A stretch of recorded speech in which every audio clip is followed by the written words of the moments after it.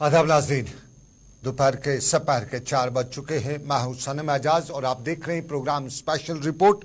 और special report की शुरुआत हम वादी कश्मीर की अफसोसनाक खबर से ही करेंगे। इन्ना लिल्लाहि व इन्ना इलैहि राजिऊन।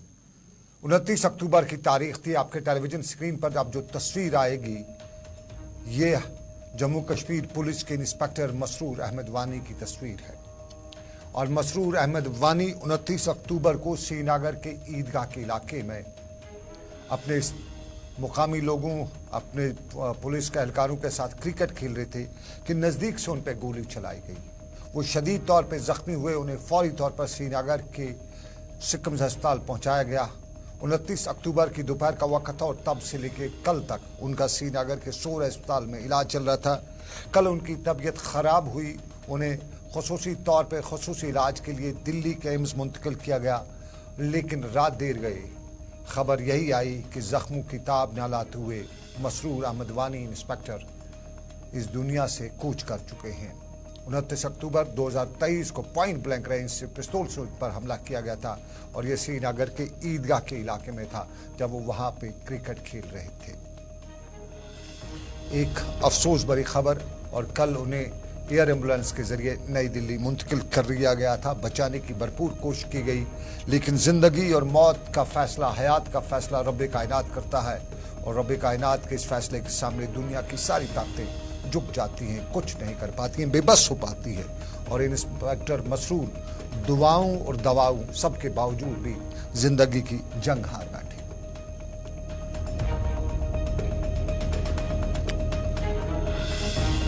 और नाज़रीन, इंस्पेक्टर मसरूर के इंतकाल पे समाजी, सियासी और दूसरी शख्सियात का दुख और रंज का इजहार किया जा रहा है। श्रीनगर में सियासी जमातों ने भी इस पे अपने दुख का इजहार किया है, रंज का इजहार किया है। CPIM के लीडर मोहम्मद यूसुफ तारिगामी ने भी उनके इंतकाल पर आज दुख का इजहार करते हुए बताया कि हम किस तरफ जा रहे हैं, क्या हो चुका है, हमारी इस रियासत को किसकी नज़र लगी है। मोहम्मद यूसुफ तारिगामी को सुनिएगा। हुआ मसरूर साहब हमारे शहर से ताल्लुक़ रखते हैं, श्रीनगर से ताल्लुक़ था उनका, जो गोलियों के निशाना बने। और आज उनकी मौत वाक़ा हुई all India institute of medical sciences में। वही जानते हैं जिनको इस दुख से गुज़रना पड़ता है। हमारे पास अल्फाज नहीं कि कैसे हम ये कहें कि हम उस दुख का शेयर करते हैं। और उस फैमिली के साथ, उस कुंबे के साथ, अयाल के साथ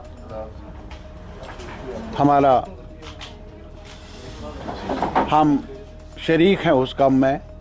और हम दिल्ली ताज़ियत पेश करते हैं उस ख़ानदान को। इस रंज को, इस दुख को संभालना उनके बस की बात नहीं है।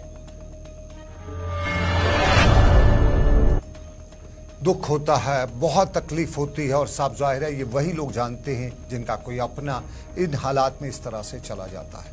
और इस दुख को बर्दाश्त करना डर भी होता है। और ये डर जो है, ये खौफ जो है, ये जम्मू कश्मीर में बहुत पहले से आया, लगभग सब झेल रहे हैं। लेकिन डर की बात आज उमर अब्दुल्ला ने की। सियासत के गलियारों में उमर अब्दुल्ला ने आज, जब त्राल के इलाके में उमर अब्दुल्ला थे, तो आज उनने डर और खौफ की बात की। एक अवामी जलसा था और नेशनल कॉन्फ्रेंस के नायब सदर उमर अब्दुल्ला ने इस अवामी जलसे में खौफ की बात करते हुए बताया कि नेशनल कॉन्फ्रेंस वर्करों को इतना हालात का खौफ नहीं है जितना सियासी मुखालफिन उन्हें डराने की कोशिश कर रहे हैं, जितना इंतजामिया उन्हें तंग कर रही है। और किसी और से नहीं बल्कि अपनी सरकार से उन्हें तंग किया जा रहा है, उन्हें अपनी सरकार से डर लग रहा है। ये उमर अब्दुल्ला ने बताया गांधरबल में, त्राल में अपने खताब के दौरान, अपने जलसे के दौरान उमर अब्दुल्ला ने बताया कि जम्मू कश्मीर में कानून की धज्जियां उड़ाई जा रही हैं और जज्बात हमारे जब ठेस होते हैं तो उस पर किसी को कोई एतराज़ नहीं, कोई वाविला नहीं करता है। लेकिन जब उनके जज्बात को किसी भी जगह से ठेस पहुंचती है तो उसके लिए वो जेल तैयार कर देते हैं। उमर अब्दुल्ला ने 370 की बात भी की। कल जो बड़ा फैसला जम्मू कश्मीर से मुतल्लिक रिजर्वेशन का आया है, तरमीमी बिल जो लाई है, उस पर भी उमर अब्दुल्ला ने बात की। और उमर अब्दुल्ला ने जम्मू कश्मीर की सियासत पर बात की। उमर अब्दुल्ला को ही सुनते, उनकी तकरीर का हिस्सा सुन लेते हैं।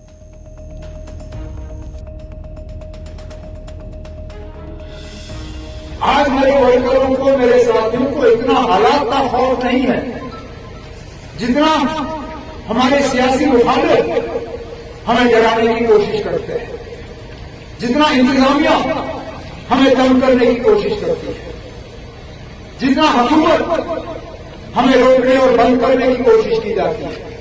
ये मेरे साथी मोइनुद्दीन मीर साहब बैठे हैं यहां पर, पूछिए इनसे कितना मुश्किल होता है इनके लिए निकलना और सियासी काम करना। इसलिए नहीं कि खतरा कहीं और से आ रहा है, इसलिए नहीं कि खुदा न खास्ता इन पे कोई हमला हो रहा है। तकलीफ कहां से होती है, तंग कौन करता है, बंद करने वाले कौन होते हैं? हमारी इंतजामिया, मौजूदा हुकूमत। मेरे कितने सारे साथी ऐसे हैं जिनको कहा जाता है कि घर से मत निकलो, अपने इलाके में मत जाओ, प्रोग्राम मत करो, कानून की धज्जियां उड़ाते हैं। हमारे बच्चों के लिए यूएपीए, हमारे बच्चों के लिए जेल, और वो लोग जो हमारे फेक एनकाउंटर में, कत्ल में गुनहगार पाए जाते हैं, उनके लिए कोई सजा ही नहीं। उनके लिए जेल के दरवाजे खोले जाते हैं और उनसे कहा जाता है कि आप जाओ, खुली छूट, कोई सजा नहीं। हमारे जज्बातों को जब ठेस पहुंचता है तो कुछ नहीं, उनके जज्बातों को जब ठेस पहुंचता है तो जेल। पार्लियामेंट में बड़े बड़े दावे किए जाते हैं कि जम्मू कश्मीर में एक नई शुरुआत हुई है, तरक्की का एक नया दौर शुरू हुआ है। कहां है वो तरक्की?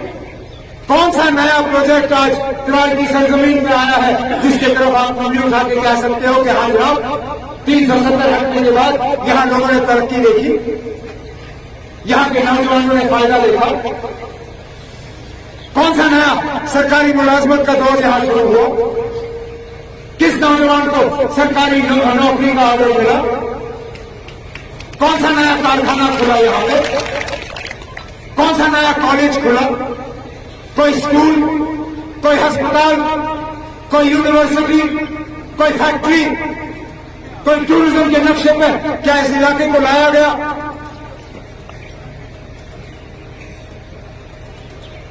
बिजली के निजाम का सबको पता है, 8-8, 10-10, 12-12 घंटे कट। अरे यहाँ ठीक है, जो प्रोजेक्ट हमने आपके हवाले किए उनका तो आपने क्या हाल किया वो हम बेहतर जानते, लेकिन जो प्रोजेक्ट नए दौर में शुरू हुए उनका क्या हुआ?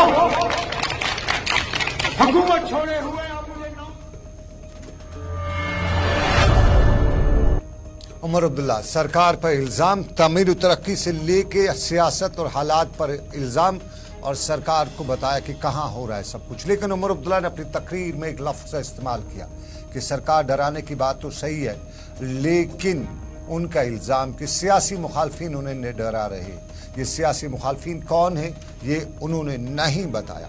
आखिर कौन है ये सियासी मुखालफिन? क्योंकि जम्मू कश्मीर में सियासी मुखालफिन में उमर अब्दुल्ला के सियासी मुखालफिन में PDP है, अपनी पार्टी है, पीपल्स कॉन्फ्रेंस है, कौमी सतह पर कांग्रेस है, BJP है। उमर अब्दुल्ला ने उनमें से नाम तो नहीं दिया लेकिन बता दिया कि सियासी मुखालफिन उन्हें डरा रहे हैं। तो चलिए ये पता करने की हम भी कोशिश करेंगे, लेकिन आपको बताते चलें कल का आपको पता होगा, कल पार्लियामेंट में बड़ा फैसला हुआ। जम्मू कश्मीर से मुतालिक ऑर्गेनाइजेशन एक्ट जम्मू कश्मीर का था, उस पर जो तरमीम हुई उस पर जम्मू कश्मीर के कश्मीरी पंथों को 2 सीटें उनके लिए मखसूस की गई, जबकि PO के आगे रेफ्यूजीज जो हैं उनके लिए 1 सीट रिजर्व की गई है। और इस पर जम्मू कश्मीर में रद्दअमल आ रहा है, सियासी जमातें इस पर रद्दअमल दे रही हैं, लेकिन BJP हल्कों में इस पर खूब जश्न मनाया जा रहा है। BJP बता रहे हैं कि पिछले 70 सालों में जो नहीं हो सका वो आज BJP कर रही है, मोदी सरकार कर रही है, और जम्मू कश्मीर के लोगों को तामीर तरक्की के साथ साथ बुनियादी सहूलियात और हकूक दिए जा रहे हैं। जम्मू में BJP लीडर रविंदर रैना ने आज प्रेस कॉन्फ्रेंस की, और रविंदर रैना ने अपनी इस प्रेस कॉन्फ्रेंस में हालात वाक़ात की अक्कासी की, और हालात वाक़ात की अक्कासी करते हुए बताया कि 370 का हटाने के बाद जम्मू कश्मीर में मोदी की सरकार की जानिब से पहाड़ियों को, गुजर्स को और पाकिस्तानी रिफ्यूजीज के अलावा कश्मीरी पंथों के लिए न सिर्फ कानून बनाए गए हैं बल्कि उनका हक भी उन्हें 70 साल बाद दिया गया है। खवातीन को भी असम्बली में 33% रिजर्वेशन से मुतालिक बिल टेबल हो चुकी है और खवातीन को भी हकूक मिलेंगे। और रविंदर रैना ने बताया कि एक नया सुनहरी दौर जो मोदी सरकार ने शुरू किया है, उसी के इकदामात के तहत जम्मू कश्मीर की आवाम को खुद कफील बनाया जा रहा है। रविंद्र रैना को सुनिएगा। चाहे पाकिस्तान के कब्जे वाले जम्मू कश्मीर से आए विस्थापित समाज, पीओजे के रेफ्यूजीज विस्थापित समाज हो, या कश्मीर घाटी से जो 1990 के दौर में विस्थापन हुआ, अगर इन प्रताड़ित और पीड़ित समाज की चिंता किसी ने की है, उनका ख्याल रखा है, तो वो केंद्र की नरेंद्र मोदी साहब की सरकार है। और साथ ही साथ जम्मू कश्मीर की विधानसभा के अंदर जो महिलाओं को प्रतिनिधित्व दिया जा रहा, यहां 2 नॉमिनेटेड महिला एमएलएज होंगी, वहीं जम्मू कश्मीर विधानसभा में 33% विमेन्स रिजर्वेशन को भी टेबल किया गया है। यह सच में बहुत बड़ा फैसला नरेंद्र मोदी साहब की सरकार का है। जम्मू कश्मीर के अंदर 2009 में नेशनल कॉन्फ्रेंस, कांग्रेस और पीडीपी ने मिलकर गुज्जर, बकरवाल और गद्दी सिप्पी, जो कि ट्राइबल लोग हैं, उनके खिलाफ बहुत बड़ी साजिश की थी और इंटर डिस्ट्रिक्ट रिक्रूटमेंट बैन, यह कानून लाया था, जिससे गुज्जर बकरवाल कबीले के बच्चों की नौकरियां खत्म कर दी गई थी। इस काले कानून को भी मोदी साहब ने खत्म करके गुज्जर बकरवाल कबीले के लोगों के साथ जम्मू कश्मीर में इंसाफ किया। साथ ही साथ पहाड़ी कबीले के लोगों के साथ भी केंद्र की नरेंद्र मोदी साहब की सरकार ने कहा है कि पहाड़ी कबीले के लोगों के साथ भी न्याय होगा, जस्टिस होगा। पहाड़ी कबीले को भी जो उनके हकूक हैं वो दिए जाएंगे, उनके साथ भी जस्टिस होगा। रविंद्र रैना बीजेपी के रियासती सदर बता रहे थे पहाड़ियों के साथ भी इंसाफ होगा। और आज का जो पार्लियामेंट का इजलास चल रहा है, पहाड़ियों की इसी पे नजर लगी हुई है, क्योंकि पिछले 2 इजलास से लेकर आज तक बताया गया, लेकिन अभी तक कोई कंक्रीट फैसला वहां से नहीं आया है। लेकिन आपको बताते चले, पहाड़ी बात तो पहाड़ी इलाके का रुख करते हैं। गांदरबल से पहले हम वाल्टिंगू इलाके का रुख करेंगे। और वाल्टिंगू का इलाका आपको याद होगा, 4 दिन कबल शिमला में हादसा हुआ था और वाल्टिंगू के रहने वाले मजदूर जो शिमला में थे, उनकी हादसे में मौत वाक़ हुई थी। महबूबा मुफ्ती पीडीपी सदर आज वाल्टिंगू गई हुई थी और वाल्टिंगू में महबूबा मुफ्ती ने उन खानदानों के साथ, उन घरों के साथ इज़हार ताज़ियत भी की। सरताज मदनी के हमरा महबूबा मुफ्ती ने यहाँ ताज़ियत के साथ साथ दुख की इस घड़ी में उन्हें बताया कि इस दुख की घड़ी में उनके साथ है। और महबूबा मुफ्ती ने इंतज़ामिया से अपील की कि ये गरीब लोग हैं, गुज्जर और पहाड़ी तबके के गरीब लोगों की मदद की ज़रूरत है, इनके पास कोई सहारा नहीं है।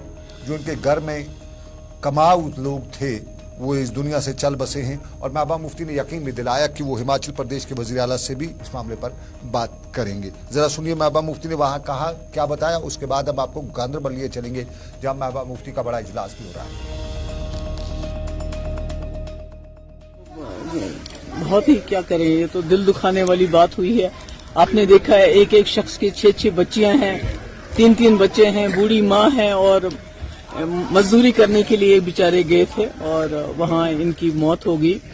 तो मेरी कोशिश रहेगी, एक तो जो हिमाचल प्रदेश के जो वहाँ के चीफ मिनिस्टर हैं, कोशिश करेंगे वहाँ उनसे भी बात करें और लेफ्टिनेंट गवर्नर से भी मेरी गुजारिश है कि ये बहुत ही गरीब लोग हैं, इनका एक्सीडेंट हुआ है, इनके पास रहने को जगह भी नहीं है कई लोगों के पास, इनकी पूरी तरह से मदद की जाए ताकि ये बेचारे जो औरतें पीछे रह गई हैं बच्चे लेके, ये अपनी जिंदगी जो है कम से कम आगे गुजार सके। वो जो चले गए इस दुनिया से वो तो वापस नहीं आ सकते, मगर जो पीछे उनका हेलो आया। महबूबा मुफ्ती वाल्टिंगू के इलाके में, कुलगाम का वाल्टिंगू का इलाका, और आपको याद होगा कुलगाम का वाल्टिंगू का इलाका कुछ साल पहले बड़े हादसे का शिकार हुआ था और परसों जो है बड़ा हादसा वहाँ पे हुआ है। 7 लोगों की वहाँ पे मौत शिमला में हुई थी। लेकिन आपको नाज़रीन बताते हैं, जब पहाड़ी इलाका है तो गांदरबल भी पहाड़ी इलाका है। गुज्जर बरादरी की बड़ी आबादी यहाँ पे है, पहाड़ियों की बड़ी आबादी है। और महबूबा मुफ्ती आजकल जहाँ पे भी जाती है अच्छी खासी तादाद में लोग उसके जलसों में शिरकत भी करते हुए नजर आ रहे हैं। जिस तरह से आमतौर पे ये तासुर था कि पीडीपी शायद ज़मीनी सतह पे नहीं है, लेकिन उसके मुखालिफ उन जगहों पे भी जहाँ पीडीपी का कोई फेस भी नज़र ना आता हो, वहाँ पे महबूबा मुफ्ती के जलसों में अच्छी खासी तादाद में लोग आते हैं। और लोगों की ये तादाद महबूबा मुफ्ती के जज्बे को और परवान चढ़ाती है। महबूबा मुफ्ती जनूबी कश्मीर में थी, शुमाली कश्मीर में थी, अच्छी खासी तादाद में लोग थे। और गांदरबल में भी आज अच्छी खासी तादाद में लोग इस्तकबाल करते हुए, नारे लगाते हुए महबूबा मुफ्ती के नज़र आए। और अक्सर लोगों ने मीडिया से बात करते हुए बताया कि कश्मीर की अगर कोई आवाज़ इस वक्त है तो महबूबा मुफ्ती है। और जब इतनी तादाद में लोग हो, इस तरह के उनके स्टेटमेंट्स लोगों के हों, तो साफ ज़ाहिर है महबूबा मुफ्ती के चेहरे की झलक साफ दिखाई देती है। और गांदरबल में भी उनके चेहरे पे जो झलक थी, खुशी की, जो एतमाद की झलक थी, वो दिखाई दे रही थी। और महबूबा मुफ्ती ने यहाँ अपनी तकरीर में ना नेशनल कॉन्फ्रेंस का नाम लिया, ना अकार्ड की बात की, बल्कि ज़मीनी सतह पे बदलने वाले हालात की बात की। और महबूबा मुफ्ती ने हालात के बदलते हुए इंतखाबात की बात करते हुए इलेक्शन कमीशन से लेके बीजेपी तक को निशाना बनाया और रिजर्वेशन पे बता दिया। कल भी उनने बताया, आज भी उनने बताया कि रिजर्वेशन का मामला वही है कि हम इधर से नहीं तो इधर से आने की कोशिश करेंगे। तो इधर उधर उनकी कोई कोशिश यानी इल्ज़ाम उनका बीजेपी पे था, कामयाब नहीं होने देंगे। और साथ साथ में ये भी बताया कि आने वाले वक्त में लोगों को मुत्तहिद होना पड़ेगा। काफ़ी दिनों से महबूबा मुफ्ती इत्तेहाद की बातें कर रही है और इसी इत्तेहाद के हवाले से आज उन्हें गांदरबल में बताया। सवाल मीडिया के कुछ तलख सवाल भी उनसे पूछे गए और उन्हीं सवालात के जवाब में महबूबा मुफ्ती ने तकरीर से लेके मीडिया इंटरेक्शन तक अपना जवाब दिया। जरा सुनिए महबूबा मुफ्ती क्या बता रही हैं।